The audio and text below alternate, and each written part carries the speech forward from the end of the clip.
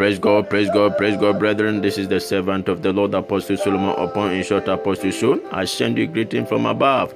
Send you greeting from the creator of the universe. I am that I am is his name. Within this hour, I want to share a topic I've entitled, Do unto others as you want them do unto you.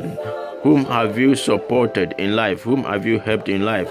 Whom have you raised in life? Have you invested your money into someone's life? We are expecting others to invest their money in our life, to invest their money in our businesses. But have you ever invested your money in someone's business or in someone's life? If you've not done this, it is time for you and I to start doing it.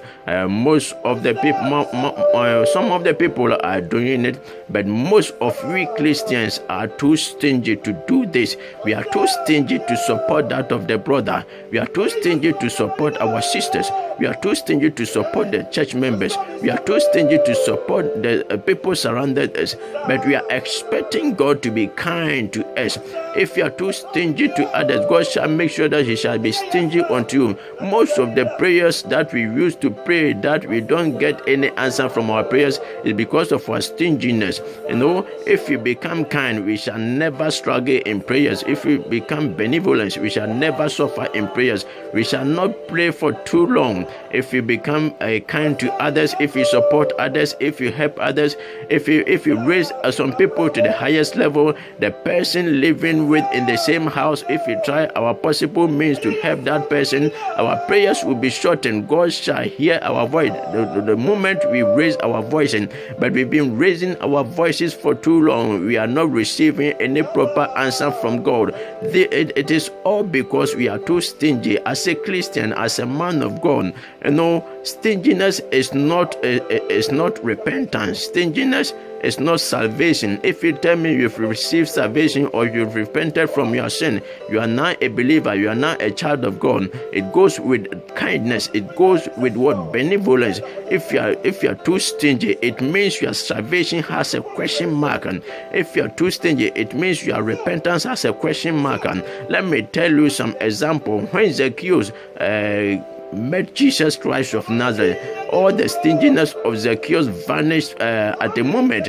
Zacchaeus opened his mouth and told Jesus and the crowd that, God, from today, if I've robbed someone to receive his money or something, I multiply it 4 times. And from today, I divide all my properties, all my money, and give half to the poor. Whom have you supported? Whom have you helped? The poor person you see all the time, have you ever supported? The poor child in your community, have you ever supported? You know, we have many needy people surrounded us, but whom have you chosen, or whom have you made up your mind to support? And as a Christian, be ashamed if you are too stingy. People are expecting much from you, but you are still too stingy to them. God, if you do that, God shall be stingy unto you.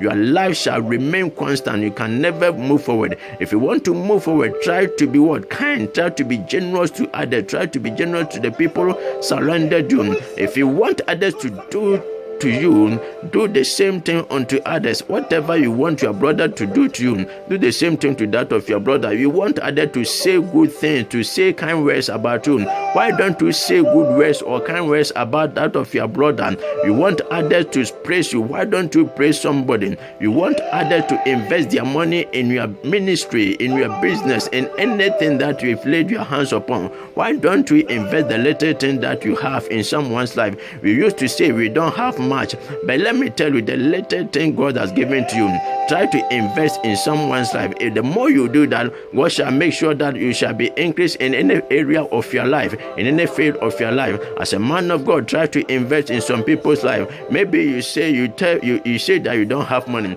but God has given you knowledge. God has given you wisdom. Try to impart others with that of your knowledge. Try to impart others with that of your wisdom. So this is my short word for you. Let us try to help others. The more we help others, the more God helps us in return. May God bless you. I pray you and your family out of coronavirus in the name of Jesus Christ of Nazareth. You can support my ministry, you can help my ministry, you can sponsor me as a child of God, as a church member. If you want God to help you, if you want God to support you, if you want to reach afar in life, Try to invest in a man of God's life. Try to invest in your ministry, and God shall show mercy in your life. I am encouraging you to attend Power in the Word Bible College if you want a better Bible school to attend. The school that gives out certificate that is recognized in the whole wide world, and lances that is recognized in the whole wide world. I am encouraging you to attend Power in the Word Bible College. This is my number. If you contact me, you can enroll yourself in this school. Or if you want to support my ministry, this is my number. It has been registered in mobile money. You can help me, you can support me, and you can come, you can see me, you can call me if you want Bible school to attend that. This is my number, 0540-612538. 0540-612538. I pray you out of coronavirus in the name of Jesus Christ of Nazareth. Bye-bye.